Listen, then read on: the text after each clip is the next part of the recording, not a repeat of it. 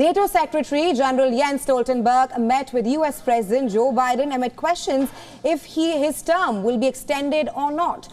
Yes, now during this meeting, Stoltenberg emphasized on how Ukraine is making progress in its counteroffensive against the Russian troops, further asserting on how the NATO leaders will increase military assistance to Kyiv when they meet next month. Here's a report.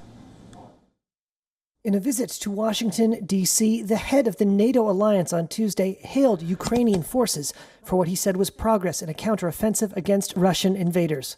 And the support that we are providing together to Ukraine is now making a difference on the battlefield as we speak. Because the offensive is launched and Ukrainians are making progress, making advances.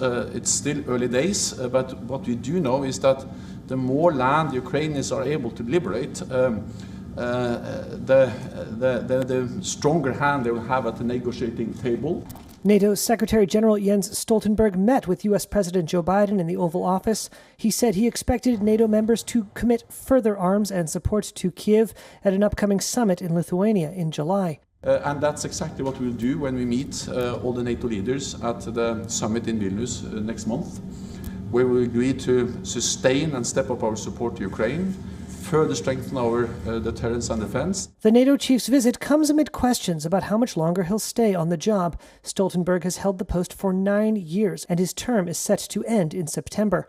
Russia's invasion of Ukraine last year touched off what might be the greatest challenge to the NATO military alliance since the end of the Cold War, one Stoltenberg seems to have faced without wavering. We believe the Secretary General has done a fantastic job, a really wonderful job during this difficult time, this history-making time, with the war in Ukraine being one of them, and how NATO has come together. NATO countries have contributed billions in military hardware to Kyiv, and Stoltenberg has since welcomed Finland as the 31st member of the pact, with Sweden apparently set to join soon.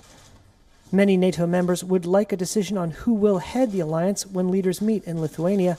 Stoltenberg did not answer questions when asked whether his tenure would be extended.